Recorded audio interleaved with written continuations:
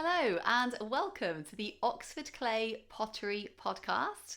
I'm Catherine Tomlinson and I founded Oxford Clay, an eco-conscious pottery company. So on this podcast, we're going to be talking about all things pottery related, often with an eco-conscious twist, and I can't wait to share it with you. Let's go.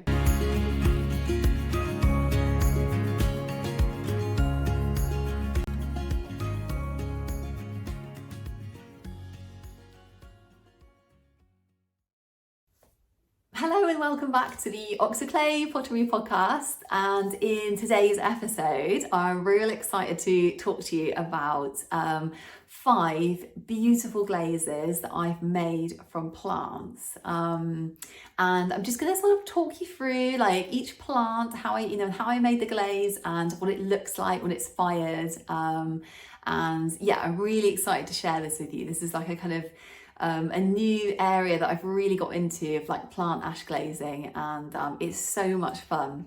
So if you think like, what's happening? I don't understand what plant ash glazing is. I have done a whole other episode on plant ash glazing, and but just to summarize, effectively, it is making a pottery glaze from the ash that's left over after you've burned plants. So there's kind of minerals and trace metals in every plant, which is taken up by the plant as it grows. And when you burn these, they remain, and you can actually use the ash as an ingredient in a pottery glaze, which is so cool because each plant makes a completely unique glaze because it has a completely unique chemical structure, basically, when it's turned into an ash. So if you're thinking, oh, this sounds good and like interesting, and you want to kind of learn more about like how ash glazing like works, and also some 60 examples of plant ash glazes, they're all in this new book called Pottery Glazing with Plant Ash. 60 plant-based glazes from one simple recipe, and that's available on the Oxford Clay website and also on Amazon as well, which you can buy a copy there as well, a paper copy. Okay, so the thing I changed every time was the plant ash, and you'll see in a minute just how incredibly different you can make plant ash glazes just by literally switching the plant that you're using in the ash. And when you're dealing with powders in glaze making, you always want to make sure that you've got an FFP3 face mask as well. So you need to wear one of those whenever you're working with any fine powders in glaze making, or you're working with any plant ash. You don't want to be breathing in those powders. So it's really important to say that first in terms of like safety. Okay, so let's go on to our first one. Okay, this one, let me show you this one. Okay, this is probably one of my top favorites, and this glaze was made with cherry laurel leaves. So the cherry laurel plant is often a plant that you see in kind of sort of like churchyards. It's quite often used as a hedging plant in the UK. And I actually found a cherry laurel tree bush in the local park, and I collected all the leaves. The leaves had like fallen onto the ground, and so this glaze was made from cherry laurel leaves that had just fallen onto the ground. And so I collected them up, I dried them for a little bit more just so they were properly dry to burn. I collected them in the summer and I dried them for another few weeks, and then I burned them and burned them into an ash. And the glaze that the cherry laurel leaves have made is absolutely beautiful. It's so it's like it's a very shiny glaze. It's actually pink. It's a kind of pinky purple glaze, and it's got like lots of brown speckles, which have kind of really mixed into the glaze. So the glaze is obviously like quite high in flux, and these like little bits of colour, like probably iron oxide, probably magnesium that's made the pink colour. And so they've all mixed together to make this really beautiful kind of purpley pink glaze with brown speckles. So yeah, that's one of the most beautiful glazes that I actually made from all the plants I tested. So another really beautiful glaze is actually this glaze, which I made out of black bean pods that I dried. So basically, I grew some black beans and on my allotment, and then I sort of brought them in the autumn, and they were all the pods, had all the pods, shelled all the beans, and obviously stored the dried beans and like ate them. And then the dried pods I dried further over the winter, and then in the spring I burned them and made an ash.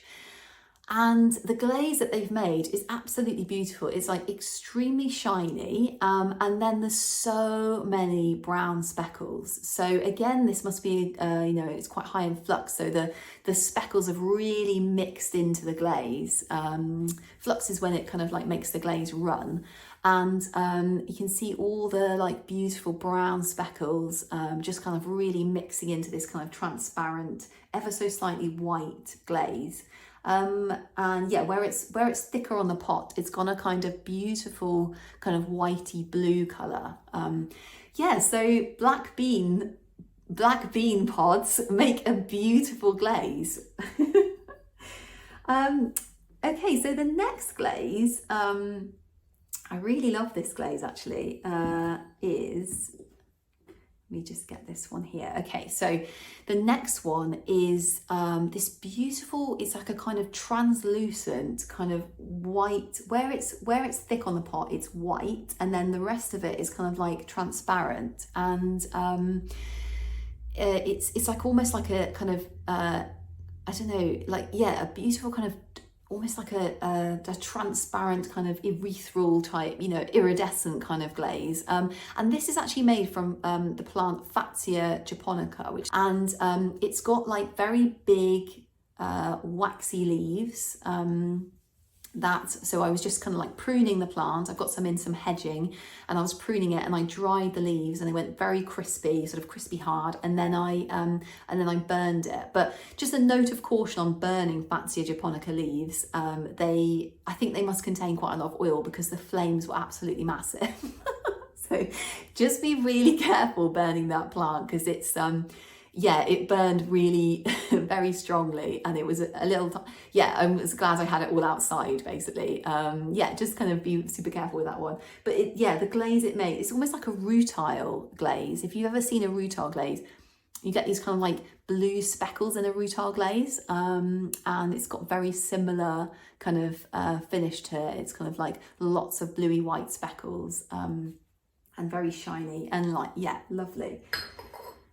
Okay, so the next glaze I want to show you is a glaze made with holly leaves, and this is not the branches of holly, but the holly bush, holly leaves. And I actually found that the holly leaves made quite a different glaze to the holly branches.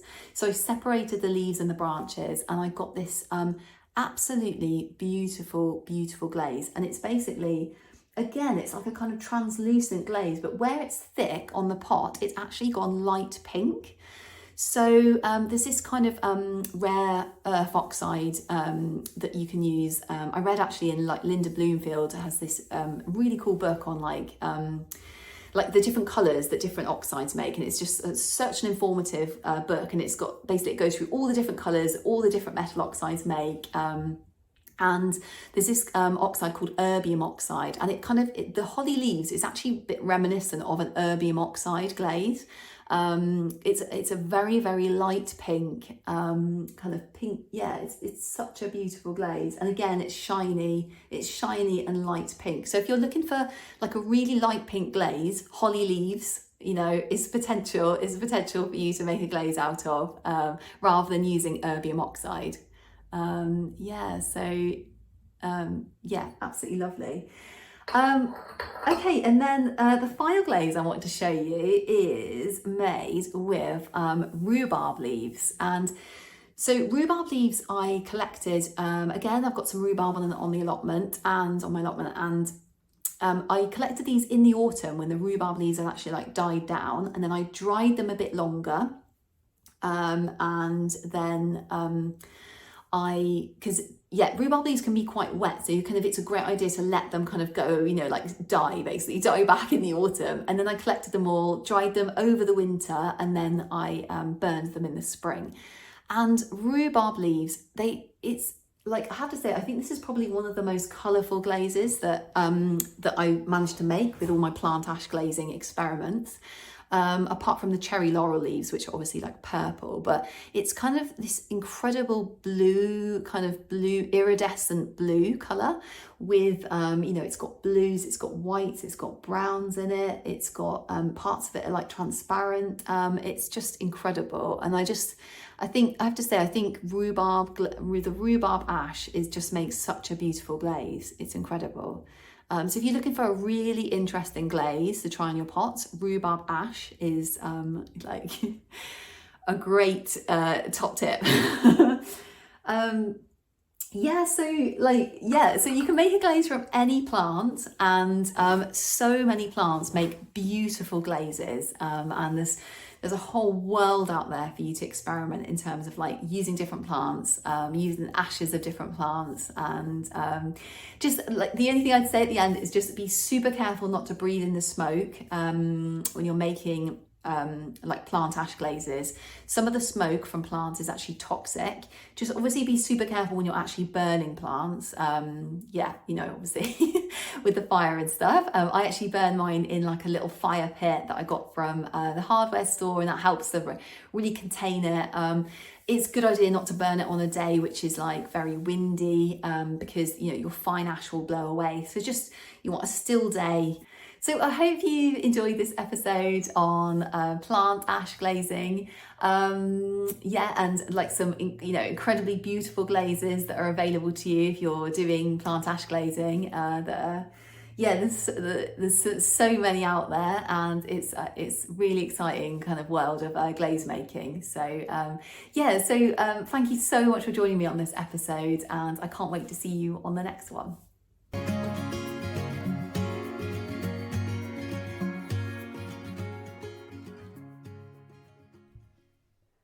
So if you liked that and you're interested in learning more about pottery, eco-conscious pottery, tools and techniques for potters, there's so much for you on the Oxford Clay website. There's blogs, ebooks, e-courses, video courses, and I can't wait to see you there.